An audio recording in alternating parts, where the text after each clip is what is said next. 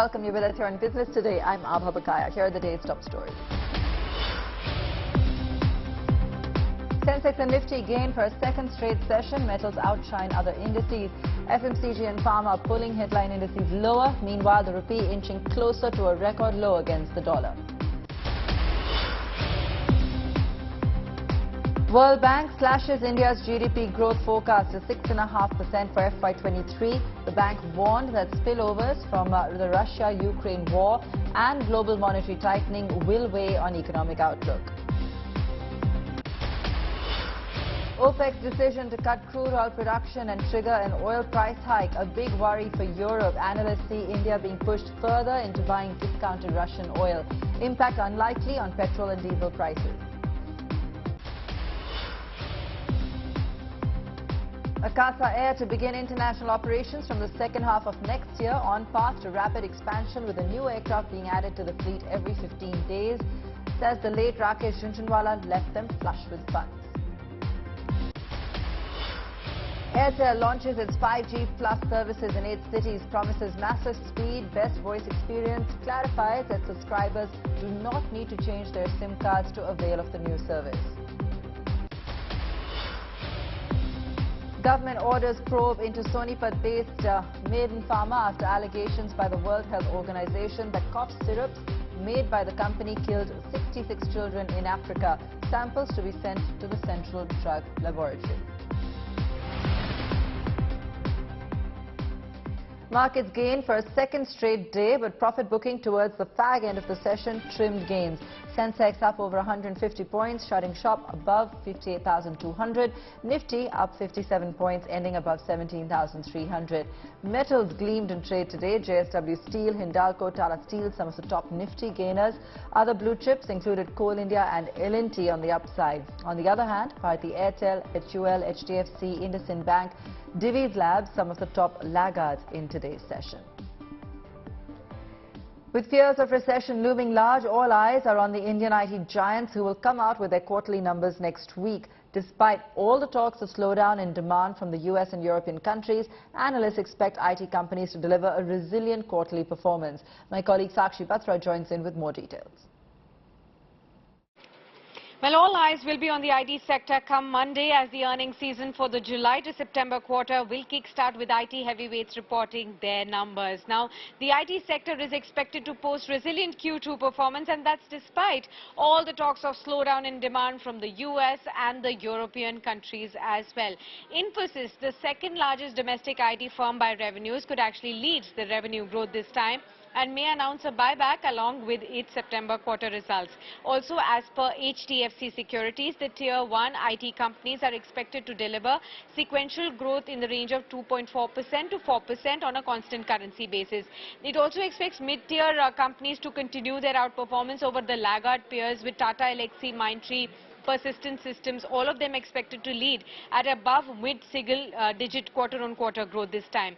Now, in terms of the bottom line, Nirmal Bang sees a sequential growth of 7 to 12% for all the major IT companies. For margins, ICICI Direct sees a margin expansion to begin in the range of 20 to 50 basis points Q-on-Q for the top 4 companies. Now, TCS, the largest IT firm, is expected to report the highest margin expansion among the Tier 1 majors.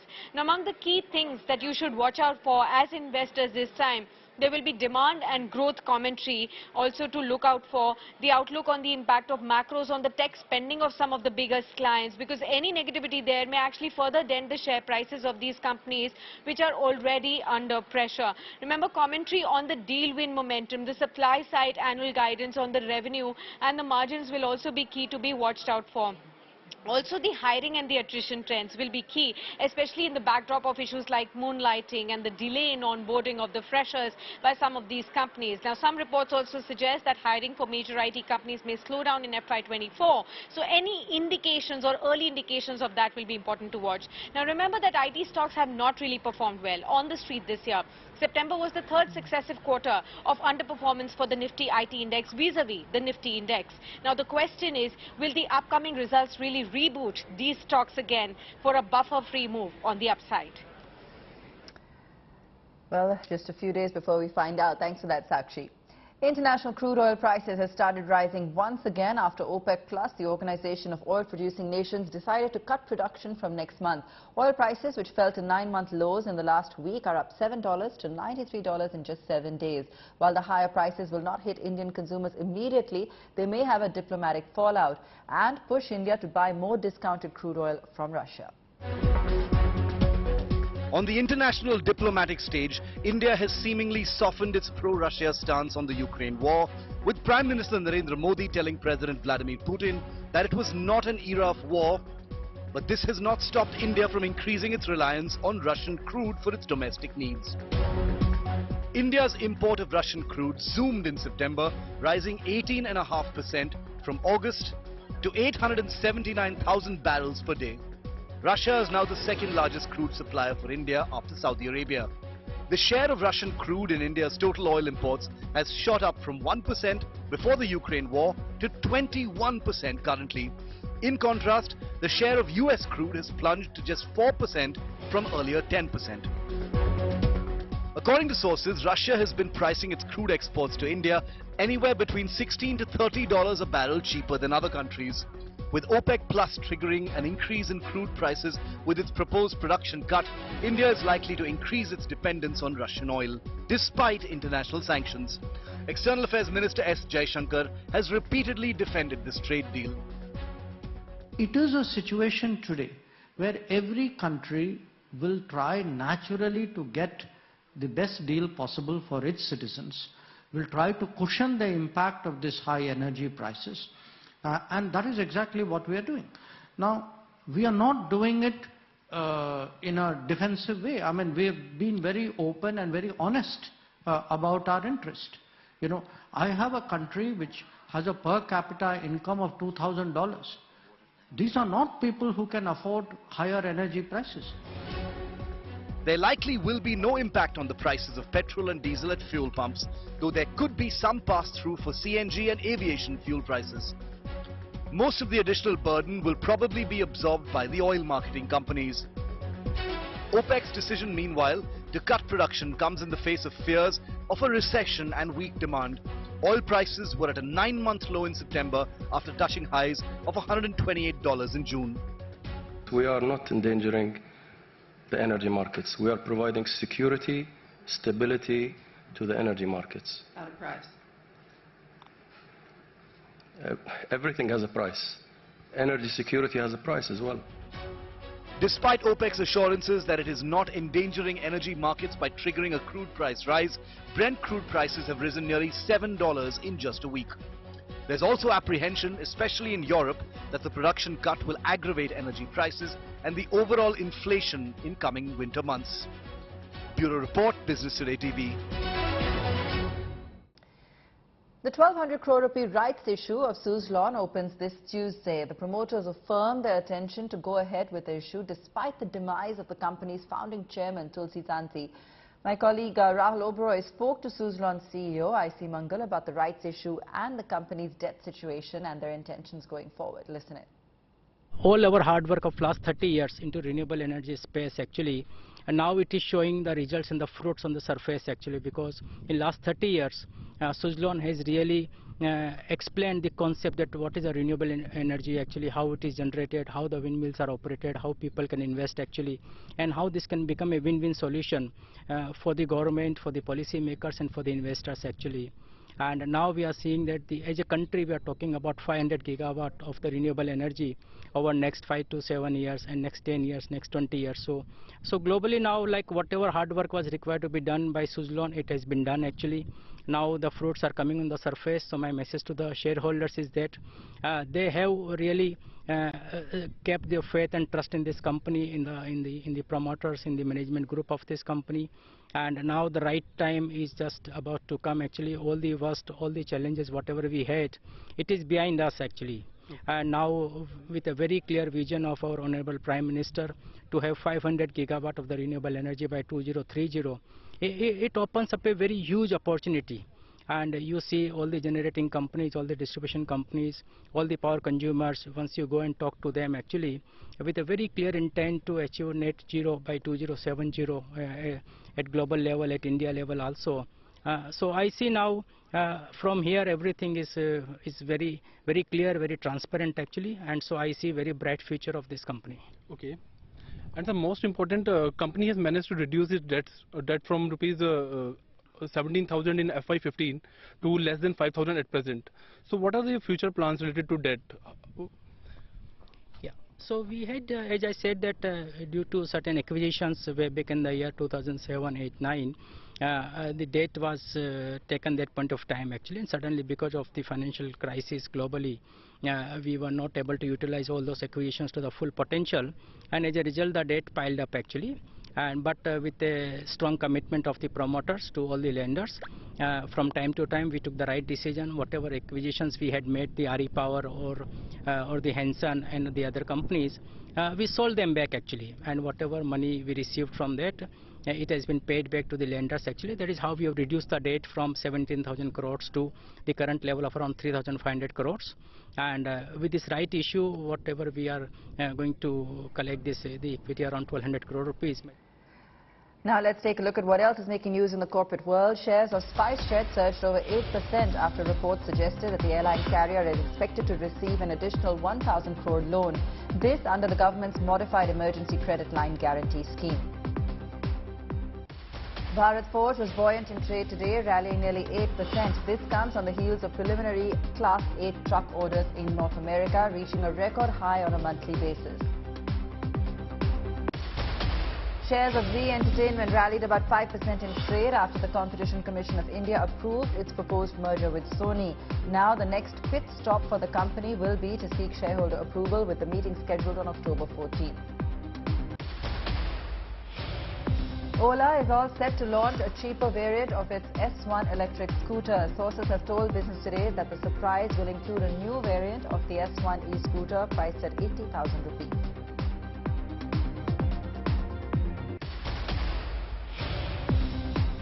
The Central Drug Standard Control Organization, CDSCO, has launched a probe into allegations that cough syrups made in India caused the death of 66 children in the African nation of Gambia. Health officials today converged at the Sonipat-based plant of Maiden Pharma, which is reported to have manufactured the 4 syrups which are on the WHO radar. An India Today group team managed to trace the company's compound but were not allowed in by health officials. The syrups were made by the company under license from the state drug controller and exported only to Gambia. According to a WHO release, out of the 23 samples tested, 4 contained diethylene glycol, a contaminant. केंद्र सरकार के health secretary और pharmaceutical secretary ने आज प्रातः ही हमारे जो health secretary है उससे बात की है और ये निर्णय तय हुआ है कि पहले कोई कार्रवाई करने से पहले इसके हम सैंपल चेक करवा दें। तो इसके सैंपल लेके जो सेंट्रल ड्रग लेबोरेटरी है कैलकाटा में, वहां पर सैंपल भेजे गए हैं। वहां से रिपोर्ट आने के बाद अगर कोई चीज गलत हुई तो बहुत सख्त कार्रवाई करी जाएगी। Akasa Air, the latest budget airline in the Indian skies, is all set to fly overseas from next year. The airline, promoted by the late Rakesh Jhunjhunwala, is on a big expansion spree, adding an aircraft to its fleet every fortnight. So how have Akasa Air's first 60 days been? What are the learnings from the highly uncertain sector? I had an exclusive conversation with the top management of the airline earlier today. Here's an excerpt. With regards to Cafe Akasa, this has been a really good festive period, a lot of sales that you've seen. Diwali is also coming up. You alluded to the unique menu. Talk to us a little bit about that and what one can expect if one's going to be traveling Akasa. Yeah, I love to talk about Cafe Akasa. It's going to make all our mouths water now. Yeah, that's true. Yeah. And it's lunchtime too. It's lunchtime as well. Yeah, yeah. So Cafe Akasa is, I think, a very distinct, menu on board. It's just not the festival menu that we're doing, but I think the way our teams have curated, working with some of the best chefs out in the industry to create a lot of industry first. I was reading a blog, one of the passengers have flown twice, and both ways he said the best thing that he did was have hot chocolate on a flight, right? And you can imagine, and there's pasta, there's Vietnamese rolls, which are industry first. We will refresh our menu. It's not just one-off. On almost every 3 or 4 months, we'll have new menu that we're curating. We focus on health as well. So people, customers who are conscious of health, and I think all of us have the option to go for health menu as well. Festivals, India and festivals and food go hand in hand, right? And I think the team has done a wonderful job. We've got the Dasara menu right now on our flights. We're seeing tremendous amount of uptake and interest in the menu that we're offering for this era. We will do that for every festival. So it's a celebration of India, celebration of cultures, regions, etc., put together. So please do try when you fly the next time. You'll be really pleased and happy to pick up one of the menu that we have on board. I'm looking forward to it, and especially since he's talked about how it's healthy and light. I think that's important, especially when you're flying. But talking about festive season and all the action, what about on the pricing front? And probably that's the big question, right? In terms of how are you managing to do this? Everyone's always assumed that for a low-cost carrier, you either have to cut costs majorly. At a time like this, you've also got a lot of changes with regards to fare caps, a lot of competition in the market. What has the strategy been around pricing? So objective is to be affordable and competitive. Okay. I think that's important as you have a pricing strategy in place. And that's exactly what we have been doing all along from the time we've started our operations. It's been benchmarked to competition. You've always remained competitive versus the industry in general. And as we expand our distribution and as we see our flights mature, we get better and better at that. Like when I highlighted the fact that we are at 30 today, in about 2 weeks we go up to 44. Okay. So when you rapidly add flights on a frequent basis, you need to be watchful and mindful of how you are perceived in the market as well. Which is why I say we will be competitive. Our objective is to position ourselves as affordable and provide the right connectivity within India, and 8 cities with 6 aircraft will provide exactly that. So this is 8 cities, 6 aircrafts, including the additions that you're looking Absolutely. at currently. As of 21st of October, Okay. That's correct. And when you first launched, you talked about how it was the access from metros to the smaller towns that you were looking at building as something that was unique to you. Is that, again, going to continue to be your USP? Or in time to come, would you look at, of course, being a full, somebody with a complete bouquet of routes? Or would you like to maintain this particular USP? So it's always important for any airline to establish a base. As we get our first few aircraft, our objective is to set that base. And that's what we do with the initial set of aircraft. And you will see that effective 21st, we get into Guwahati, we get into Agartala, which is the tier 2 cities. And you can establish that only after you've set up a base on your focus cities. Which are the likes of Bombay, Ahmedabad, Bangalore, Cochin, Chennai, and now we are at Delhi, effective the 7th. That enables you now to create tier 2, tier 3 connectivity because you have formed your base. And with an aircraft coming every fortnight, it becomes that much more easier to complement the network in a way where we can drive traffic into tier 2 cities.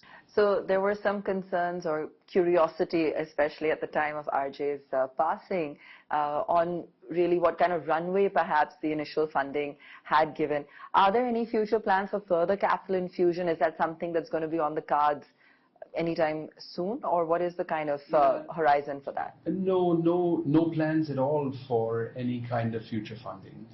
Where, as we've said before, we are eternally grateful to Mr. Jhunjhunwala. He's left us in a good position. As far as the airline is concerned, of course, it's not a good position, with the sadness that we all feel with his demise. But at this point, there's no plans for additional funding. We're well capitalized. We're not looking to raise any more money. Did that have an impact in terms of, perception, association with the brand, morally or just in terms of, the enthusiasm around the brand story? Did that have an impact post his demise? I think when you have someone like Mr. Jhunjhunwala associated with the brand, you do get a lot of free publicity. And by the way, I'm going to focus on the business aspect of him. It should be taken for granted the kind of sadness that we and his family feel, obviously, with his demise. So we got a lot of attention just by being associated with Mr. Jhunjhunwala, but we all knew that attention for any business only lasts so long. In fact, our view was that attention, and this is, by the way, something that we talked freely with Mr. Jhunjhunwala, because he was telling us one day, do you all think that you need a brand ambassador? And my answer to him directly was absolutely not. I said, Rakesh, you are the brand ambassador. It's good enough. We don't need anybody. But in that conversation, we talked about how long that would last. And our thought was that it typically will last only up until your first flight. Right. So all the brand halo we got, we knew would stop or be curtailed the minute you put that first aircraft in the air, the minute the first passenger got on board. Because after that, it really is a story of how we take care of our customers. And that's where we are today, and that's where we would have been today under different circumstances as well. It's now, the proof is now in the pudding. How are we taking care of our customers? And so far, it's been 60 days, and we're pleased with where we are.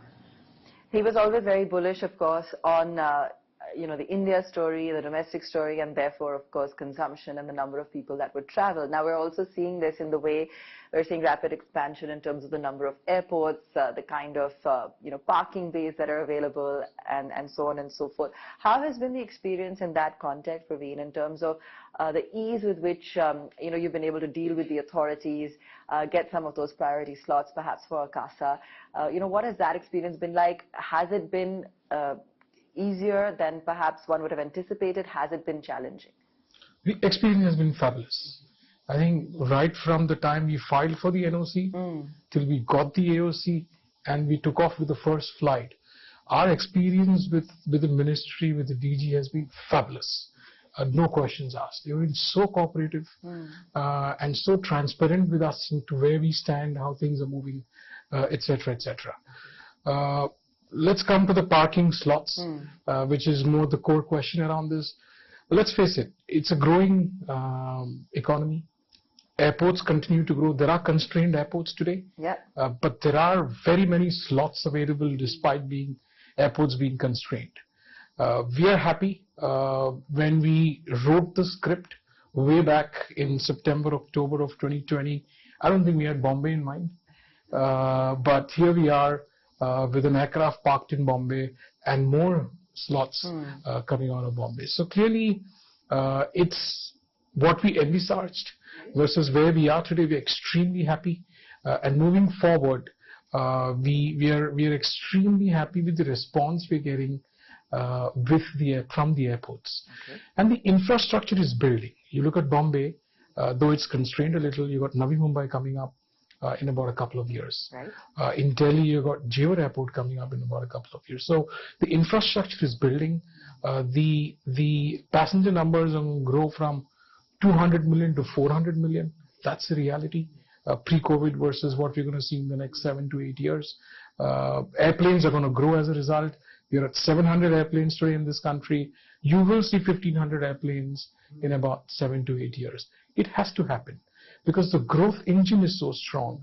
We're such a self-sustainable economy that you will see the infrastructure contributing to this whole aspect. And we are very happy that as an airline, we have probably come in at the right time.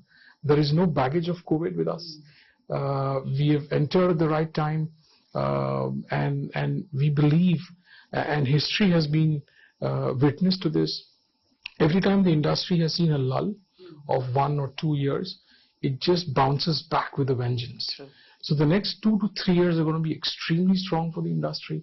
Infrastructure is going to be up and running by then.